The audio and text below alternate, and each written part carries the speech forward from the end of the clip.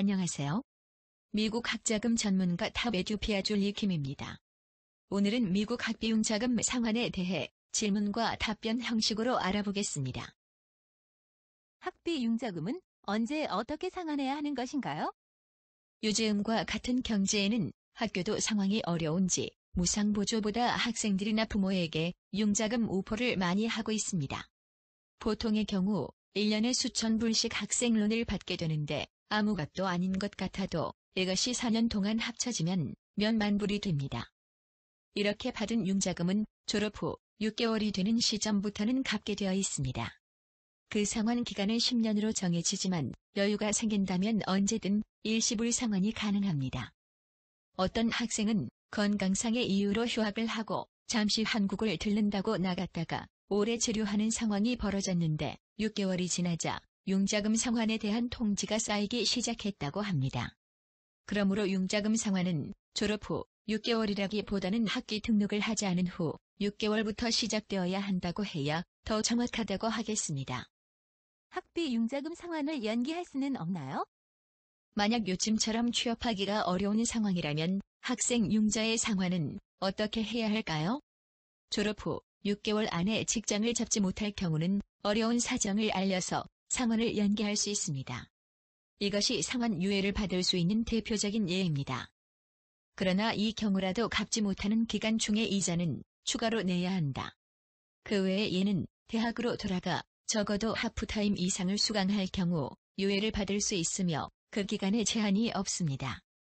그리고 대학원 펠로우십 프로그램이나 장애인 재활훈련 프로그램에 등록할 경우 프로그램 등록 기간 동안 유예를 인정받을 수 있습니다. 계속 직업을 갖지 못할 경우 최고 3년까지 유예를 받을 수 있습니다. 또한 심각한 생활고를 겪고 있는 경우 이를 입증하면 일정 기간 유예 받을 수 있습니다. 예를 들어 시간당 임금이 연방정부 최저임금을 넘지 않거나 소득이 연방정부가 정한 2인 가정의 빈곤 수준 이하로 판정되는 경우 연방 또는 주정부로부터 푸드스탬프, 자녀 양육 보조금 등의 생활보조 혜택을 받는 경우가 이에 해당됩니다.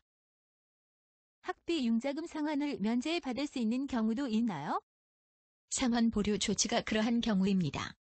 상환 불능 상태를 입증하면 상환 보류 조치를 받을 수 있습니다. 상환 보류 조치는 여러 가지가 있습니다.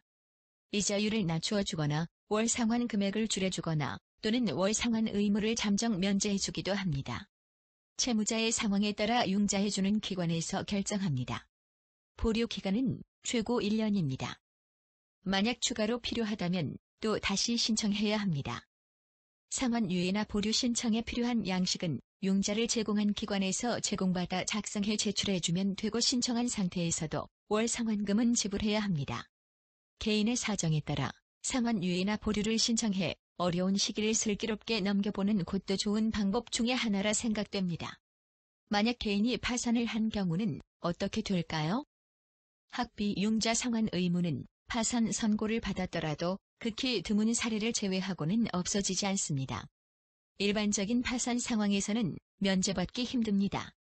결국 가진 집을 포함해 모든 것을 잃어도 학비융자는 없어지지 않는다는 것입니다. 이러한 점을 필히 명심하고 론 신청 시부터 철저한 계획을 세워 융자금 상환에 문제가 없도록 해야겠습니다.